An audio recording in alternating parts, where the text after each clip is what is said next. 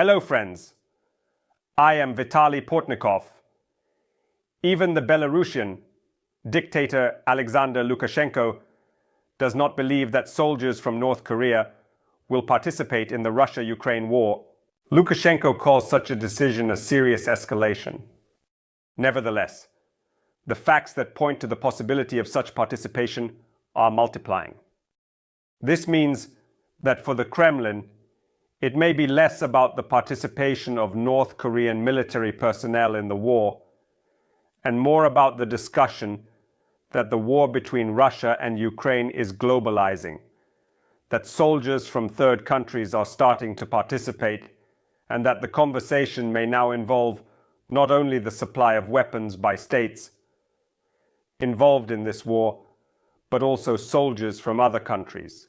Not long ago, Russia indeed asserted that the presence of NATO soldiers on Ukrainian territory would signify a serious escalation of conflicts and threaten those states that were willing to provide such an opportunity to their military personnel, while asserting that it would involve the performance of non-military functions.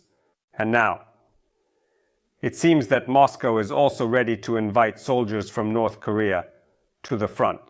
Moreover, it is obvious that in order for them to participate in this war, they were watching how the situation was developing on the front. For the Kremlin, the involvement of military personnel from North Korea is also a signal to the West. It is necessary to negotiate with Russia as soon as possible and to withdraw support for Ukraine, and an ongoing attempt to destabilize the situation on the Korean Peninsula. South Korea has already reacted to the possible appearance of military personnel from North Korea on the Russia-Ukraine front, and it's clear why. Few took the appearance of Iranian drones in the skies over Ukraine seriously as an element of the globalization of the conflict.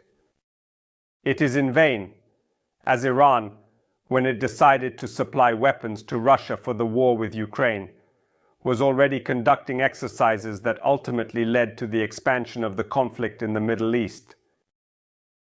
And while Iran is limited to supplying weapons, at least because this country does not share a common border with Israel and is primarily interested in elements of missile technology and drones, North Korea and South Korea do have a border. Therefore, the soldiers who will participate in the war between Russia and Ukraine may well be used by the Pyongyang regime in the future for another war, for a war on the Korean Peninsula against South Korea. This war, of course, would be in the interests of Pyongyang. The leader of North Korea, Kim Jong-un, may be interested in revenge after the defeat of the Korean communists in the war of the 1940s and 50s. This war is in the interests of Vladimir Putin.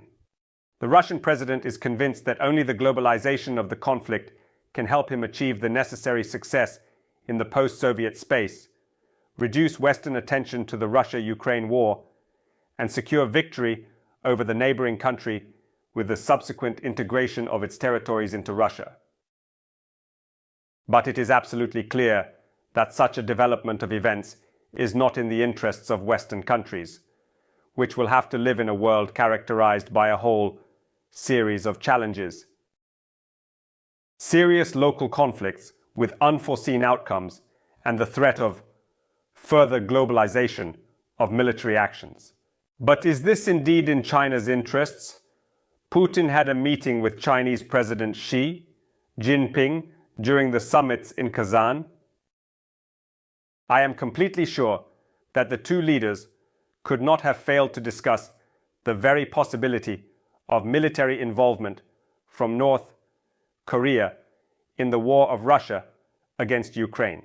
And if these soldiers do indeed appear on the front after the meeting between Vladimir Putin and Xi Jinping, it would mean that the Russian president received from his Chinese counterpart, if not approval, then at least agreement that Russia can engage in the globalization of the war and create conditions for destabilizing the Korean Peninsula itself.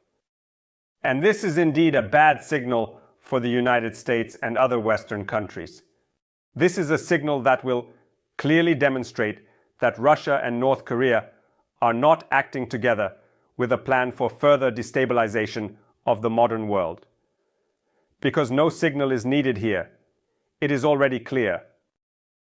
This will be a signal that Russia and the People's Republic of China are acting together according to a coordinated plan to destabilize the modern world. And at the same time, unlike Russia, unlike North Korea, and unlike Iran, the People's Republic of China is not under sanctions from Western countries and is a key partner of the West.